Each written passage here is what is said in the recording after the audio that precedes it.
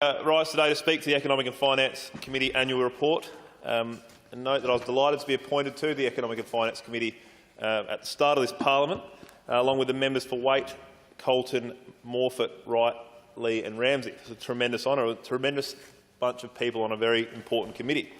Prior to my leaving the committee, I was very much enjoying the way the member for Waite, Mr. Speaker, ruled that committee with an iron fist. I think it was a well-run committee, kept very much in line by a capable chair, and that was reflected when the member for Waite chaired the Estimates Committee, which was also similarly well-run. They ran seamlessly, stayed on topic and never strayed too far from the primary purpose of those particular committees. So I congratulate the Chair, the member for Waite, for the studious way that he's running that committee, and congratulate all members currently serving on it. I did have to vacate the Economic and Finance Committee in order to facilitate other committees taking place. It was relayed to me that there was no other possible time for the Crime and Public Integrity Committee to sit, in which every member would be available, and as such that a change of committee membership would be required to facilitate both committees continuing. So, although I was regretful, I was immensely proud to join the Crime and Public Integrity Committee, and I'm sure that the Economic and Finance Committee may well be even better off now that the member for Finnis has joined in my stead. And I'm sure that committee members would argue that he's proved to be a far more capable member than I could have ever hoped to be, and I'm sure his contribution has been quite great. I did get to enjoy, while I was on the committee, Mr. Speaker, the handing down of the ESL bill reduction report, which is a tremendous honour, particularly for me as a regional member, and a great honour to see that put in writing and the importance of that validated through that report. That surprise tax hike that the previous government imposed on ordinary South Australians post-2014 election was an abhorrent decision in my view, Mr. Speaker, and it was good to reverse that with the $90 million returning to the pockets of ordinary South Australians. South Australians were doing it tough at the time, at the end of 2014, and taking away more of their disposable income so they had less to put towards groceries, utilities and other basic life expenses was a difficult thing to do, I imagine, and should never have happened.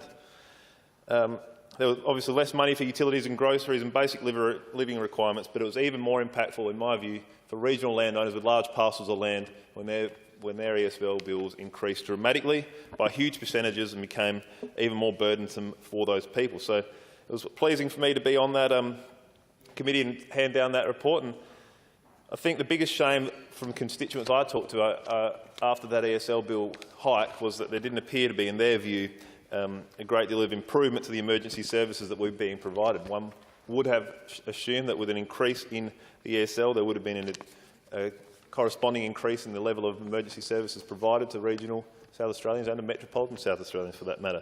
But landowners felt that they were out of pocket significantly, and there was no corresponding improvement to the quality of service they were receiving for which that money was supposed to be provided. So, as I said a number of times, it was good to be a part of that committee, and very much enjoyed being a part of that review of the ESL bill reduction, and look forward to seeing the continued benefit that provides to ordinary South Australians, particularly those that are less fortunate, perhaps, Mr. Speaker, the pensioners or older people that have even less disposable income than what others do and struggle to make ends meet and afford basic life expenses will now have more in their pocket to ensure that they can continue to warm their house in winter and cool it in summer, which may be needed today. So that was a tremendous honour. I was also on the committee, I think, Mr. Speaker, when the idea for an investigation into red tape was mooted by, I believe, the member for Waite, and I think that is a fantastic proposal which should immediately take precedence over other ideas on that committee, Mr. Speaker. So many South Australian businesses are suffering from overbearing rule and regulation, and the lengths that some business owners have to go to in order to simply operate a business or simply to employ people is staggering. Honestly, it makes you wonder sometimes where we find these people willing to put themselves out like that to do such a thing. But thank God they do, Mr. Speaker. It's vitally important that we continue to have small business operators willing to take people on and willing to provide employment to our South Australian people. I certainly know that a lot of small business owners in the electorate of Narungga will be eager to make a contribution to that particular investigation, so that they can. I'll make sure I make them aware of it when it comes on and encourage them to contribute and make sure that submissions are felt from right around the state to ensure that we can reduce some of the red tape and regulation that we have here in South Australia at the moment.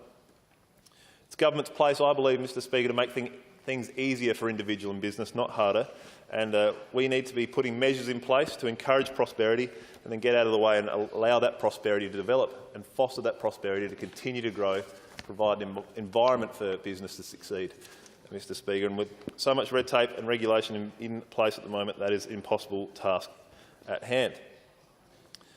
Finally, I think, Mr Speaker, we have a government that recognises their role, understands what they ought to do and are willing to do that. So I'm sure the submissions of businesses around the state will be taken seriously and given due consideration, sincere consideration, and I look forward to seeing that report, which I believe will be tabled early next year. So I wholeheartedly support the committee and implore them to get on with that investigation and give that precedent, skip that to the front of the queue, make that a priority of the committee to investigate red tape reduction in this state of South Australia. The other investigation I'd like to briefly touch on with the remaining minutes I have was the opportunity that the investment attraction investigation gave to South Australians in general. Sorry, Mr Speaker. My information in the annual report, which appears to be slightly different to the member for Ramsay's, was that there have been 27 submissions received and 27 businesses heard from over 9 public hearings from around the state, including, I think it's great to see that the committee made its way to Murray Bridge to receive submissions and also into the city of Salisbury to get out and amongst the constituents and hear from them directly in a comfortable environment. So it's pleasing to note that. But it's good to see a wide range of submissions received by that committee, and I'm sure that the report will be insightful reading. My view, Mr Speaker, is that that was an important investigation for 2 reasons. Firstly, this new government, we should be ideologically different to what the former one was in investment attraction. They should have a different point of view and a different method for doing it. And I don't think that's a secret. But, Mr Speaker, it is important, but it's important that this committee ascertains what worked for the previous government and what didn't. Politics should be placed to one side, and if it can be proven that measures taken by the previous administration worked, then we should continue to provide them. These measures should be meaningful, long-term improvements to the environment that is required to attract and sustain business. Attracting investment needs to be long-term, not just cash gifts immediately prior to an election so that there are photos that can be taken and publicity that can be gained. Attracting investment requires an environment that can be fostered that provides for long-term, year-on-year investment. No good having a business arrive and when the handout runs out, they up and leave again. We need to provide a long-term environment to provide for sustainable investment and year-on-year investment. For that reason, I hope anyway, Mr Speaker, it is important that we ascertain what the previous government did well and what they did wrong so that we can continue to improve the South Australian outlook. Their methodology has been tested, and if it has been proven not to work and was ineffective, then it is in time to abandon it. And similarly, the opposite applies as well. I'm led to believe that report will be tabled in early 2019, and I'm hoping that it will confirm the course of action that this government has taken, and if not, then politics needs to be placed to one side and what works needs to be endorsed. I'd like to also take this opportunity to thank the staff of the Economic and Finance Committee, Mr Speaker, particularly former staff Ms Lisa Baxter, Mr Shannon Riggs and Ms Peter Spirou for the work they did prior to my arrival, and the current parliamentary officer Ms Dr Josh Forkert and Research Officer Adam Morrow-Fiotti. They're wonderful staff, make sure the committee works well, and they're doing a tremendous job. I'd like to also congratulate, as I said earlier, the committee members that currently serve on there, members for Lee, Ramsay, Colton, Morphett and Waite. I look forward to seeing the work this committee can do over the upcoming just over 3 years. I'm sure that the important work, the investment attraction investigation, as well as the other investigations it undertakes, will be enlightening reading when they are tabled in this place going forward. So with those short remarks, Mr Speaker, I once again commend the work of the committee. I look forward to hearing the contributions from all members in this chamber and look forward to the reports being tabled in due course. Member for Leigh. Thank you.